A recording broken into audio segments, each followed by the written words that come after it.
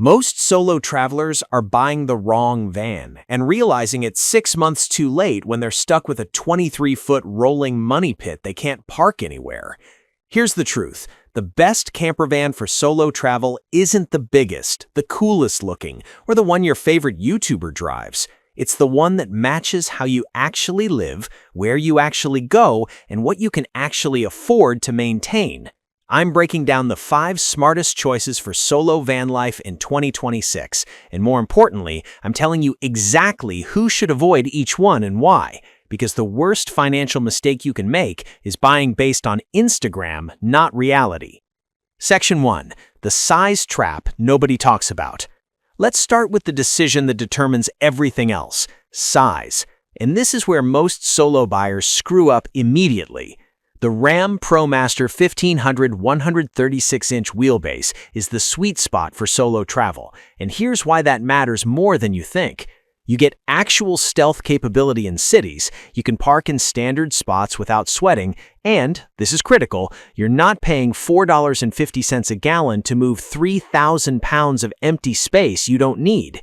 Compare that to buyers who go straight for the 159-inch extended ProMaster because more room is always better. Sure, until you're doing a 47-point turn in a Walmart parking lot at 11 p.m. and burning an extra $200 a month in fuel driving solo across the country. The 136-inch gets you 12 to 13 mpg. The extended, you're looking at 10 to 11. That's $600 to $800 yearly just in wasted fuel for space you're not using as a solo traveler. But here's the thing, ProMaster has a reputation for transmission issues on older models. If you're buying used, anything before 2019 needs a full transmission inspection, or you're gambling with a $4,000 to $6,000 repair bill. That's not negotiable. Alternative angle. The Ford Transit 130-inch wheelbase gives you better reliability long-term and a stronger resale value, but you pay $3,000 to $5,000 more upfront. So ask yourself, are you keeping this 5+ years or flipping it in 2? That answer changes which van you should buy. Section 2. The stealth versus comfort trade-off. Now let's talk about the van most people drool over but shouldn't actually buy. The Mercedes Sprinter 144. Yes, it's gorgeous. Yes, the build quality is incredible. Yes, every luxury conversion uses it. But here's what the Instagram posts don't show you. Maintenance costs that'll make you cry. A Sprinter oil change? $200 to $300 at a Mercedes dealer. Brake job? $800 to $1,200. Compare that to a ProMaster or Transit, where you're paying half that at any independent shop. Over 5 years, you're looking at $3,000 to $5,000 more in maintenance on the Sprinter, and that's if nothing major breaks. But, and this is important, if you're planning to resell in 2 to 3 years, the Sprinter holds value like nothing else. You'll recoup 65 to 70% of your purchase price on a well-maintained Sprinter. A ProMaster? You're looking at 50 to 55%. So if you're treating this as a short-term lifestyle experiment, the Sprinter math actually works. The controversial take? For true long-term solo van life, the Sprinter is a status symbol, not a smart buy. You're paying a luxury tax for a badge. Better move for true stealth solo living? The Nissan NV200 or Ram ProMaster City.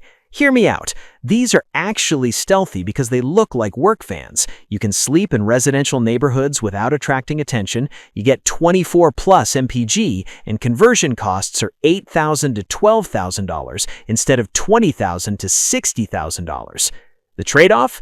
You can't stand up inside. So if you're 6'2" and need to walk around, this isn't your van. But if you're realistic about solo van life, you're sleeping, cooking, and living outside the van most of the time, this is the smartest financial decision you can make. Section 3. The Buildout reality check. Here's where people lose tens of thousands of dollars, buying a pre-built conversion without understanding what they actually need. I see retirees buying $85,000 Winnebago Solus pockets with full bathrooms, and then they're showering at Planet Fitness because the fresh water tank lasts 2 days and dump stations are a nightmare. The smart play for solo travelers? The Pleasureway Lexor TS or Storyteller Overland Classic Mode. These are purpose-built for solo or couple travel with smart space efficiency. you're looking at $120,000 to $160,000 new, which sounds insane until you compare it to a $60,000 empty Sprinter plus a $40,000 professional build plus $10,000 in mistakes and redos. But here's the catch. You lose customization. You're stuck with their layout, their materials, their choices. So if you have specific needs, working remotely with dual monitors, carrying photography gear, whatever, you're compromising. The alternative nobody considers? Buy a clean, low-mileage cargo van for $25,000 to $35,000 and do a minimal build yourself. Bed platform, 12-volt system, portable induction cooktop, no plumbing.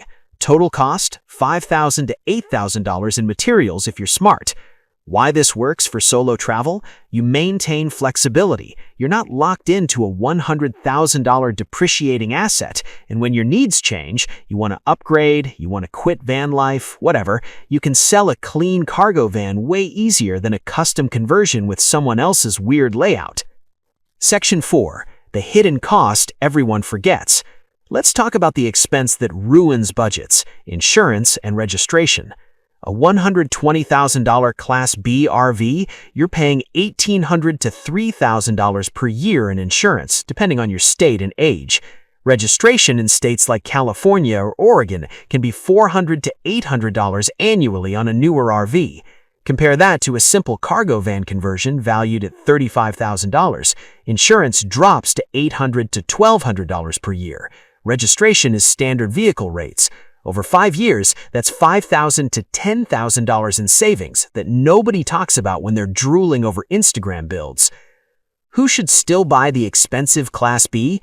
If you're retired, have stable income, and want true reliability with warranty coverage and dealer support across the country, the Winnebago Travato or Coachman Beyond makes sense because you're buying peace of mind and nationwide service networks. Who should absolutely avoid Class Bs? Anyone under 40 trying to escape the system with inconsistent income. You cannot afford a $1,500 a month payment plus a $250 a month insurance plus maintenance on gig work. The math doesn't work, and you'll be broke and miserable in 8 months. Section 6. The 2026 market reality. Here's what's different. In 2026, used van prices are finally normalizing after the COVID spike. You can find 2020 to 2022 converted vans for 30 to 40% less than they sold for in 2022.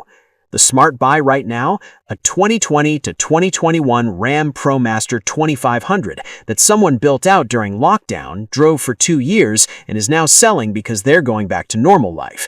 You're getting a depreciated van, a tested build, and you're letting someone else eat the first $20,000 to $30,000 in value loss. Red flags to avoid?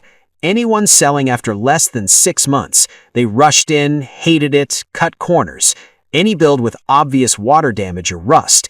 Any seller who doesn't have maintenance records. Walk away. The surprising opportunity? Electric vans are hitting the used market. The e-Transit is showing up with 20,000 to 30,000 miles as companies test and flip them.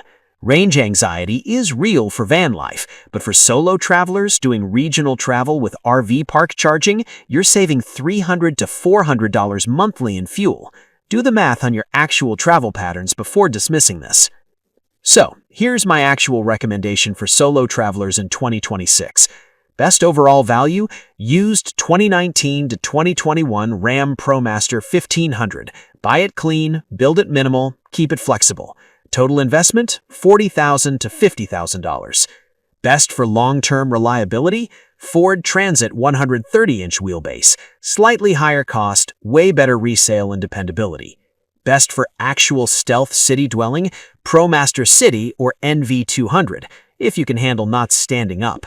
Best for retirees with budget, used Class B like a 2020 Winnebago Travato, let someone else eat depreciation, get the warranty and support network. Worst decision? Buying new, buying oversized, or buying without a real budget that includes insurance, maintenance, and fuel. Now, I want to hear from you. Are you team buy cheap and build it yourself, or team pay more for professional quality and warranty? Drop a comment and tell me which van you're actually considering, because I guarantee half of you are overthinking this and the other half are about to make an expensive mistake.